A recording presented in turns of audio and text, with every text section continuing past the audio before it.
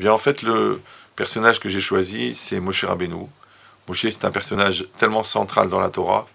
Et cette possibilité qui a été donnée de recevoir la Torah, elle provient en grande partie de Moshe. On sait que Moshe, il avait une caractéristique extraordinaire, à part que c'était un grand sadique, à part que c'était quelqu'un de très fort. Le Midrash, il dit qu'il faisait 5 mètres de haut. À part le fait qu'il est passé par toutes ces tribulations en Égypte pour pouvoir ensuite être à la hauteur des bénis Israël et les faire sortir, c'est aussi que cette proximité qui n'existera jamais, qui a été donnée à Moshe dans une proximité avec Hachem. Évidemment, parce que comprendre qu'un Moshe, c'est un Navi. Un Navi, c'est quoi? C'est un prophète. Et Navi, ça vient de Léavi, le Mévi, celui qui amène. Donc en fait, c'est l'intermédiaire entre Hachem et les hommes. Donc il devait être assez un homme pour pouvoir être proche des humains et qui va transmettre la Torah. D'autre côté, il doit être assez proche d'Hachem pour pouvoir recevoir cette Torah. Et c'est ça le paradoxe extraordinaire, que quand on dit il n'y aura pas un autre prophète comme Moshe Rabbeinu, en vérité c'est ce niveau d'abnégation, ce niveau d'auto-annulation qui a pu faire qu'il a pratiquement enlevé sa dimension de matière. Et il dit le Maharal de Prague que l'ombre de Moshe était plus concrète que son corps. Ça veut dire qu'il s'est totalement dématérialisé. Et ce n'est pas étonnant, ce qui est marqué dans le Passouk aussi, que Moshe il n'a pas mangé pendant 40 jours, il n'a pas dormi pendant 40 jours, il n'a pas bu, qu'en vérité dans la logique, on pense que c'est une performance, mais d'un autre côté, si on observe que Moshe il a pris une telle distance avec la matière, alors c'est pas tellement étonnant, puisqu'il est plus assimilable à un ange à ce moment-là qu'à une personne humaine, avec des besoins humains.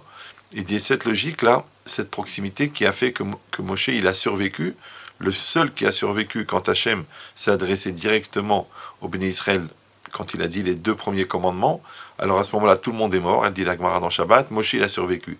Pourquoi il a survécu? Parce que la nature même de la mort, elle est liée à une certaine limite dans la matière. Or Moshe il avait dépassé ce niveau-là. C'est pour ça qu'il a réussi à avoir ce contact direct à Kadosh Baruch Hu, sans subir la conséquence directe qui s'appelle Loyarini Adam Vahai, un homme ne peut pas me voir et rester vivant. Donc le fait même que Moshe Rabbeinu a pu avoir ce contact en étant vivant, puisqu'avant ça les prophètes, ils recevaient le message divin soit en rêve, donc en dormant, par inconscience, soit parce qu'ils étaient en transe, une forme de transe, il dit le Rambam. Donc à chaque fois, on parle d'un niveau d'inconscience. Mais là, Moshe Rabbeinu, lui, il était conscient, il était réveillé, ouais, et il pouvait parler directement panim el panim, face à face avec Hachem. Et ça vient du fait que Moshe Rabbeinu en lui-même, il avait atteint un niveau de dématérialisation tellement puissant, et un niveau de ressemblance à Kadosh Baruch Hu. Au point que les commentaires ne se sont pas dérangés de dire que Moshe et Hachem, c'est les mêmes lettres. Moshe et Hachem, même Shin et Shin Mem, c'est les mêmes lettres. Attention, évidemment, ça ne veut pas dire que Moshe Rabbeinu c'est Hachem, mais ça veut dire que Moshe il a pris une telle distance avec sa matérialité pour pouvoir se rapprocher et de pouvoir recevoir la Torah. Or, pour pouvoir recevoir et ensuite la transmettre. C'est pour ça qu'il dit le Nefesh HaChaim que si les Bnei Israël ils ont eu une telle perception d'Hachem, s'ils ont eu une telle clarté dans la perception, par exemple au passage de la mer Rouge, où ils ont pu dire Zé Keli Ve'anve'u, c'est mon Dieu, Zé, c'est un déterminant. Donc ils disent les commentaires que même Shifra Layam, même une simple servante, sous-entendu quelqu'un qui n'aurait pas un niveau extraordinaire de spiritualité, elle a pu pointer du doigt Hachem. Ça veut dire que c'est grâce au mérite de Moshe Rabbeinu. Donc Moshe, il n'est pas seulement un récepteur de la prophétie, il est aussi un transmetteur, un espèce de projecteur qui va faire que les gens de sa génération, ils vont pouvoir recevoir. Parce que Moshe, encore une fois, il est vecteur, donc il reçoit, il transmet. Il dit ça prouve un niveau de spiritualité extraordinaire.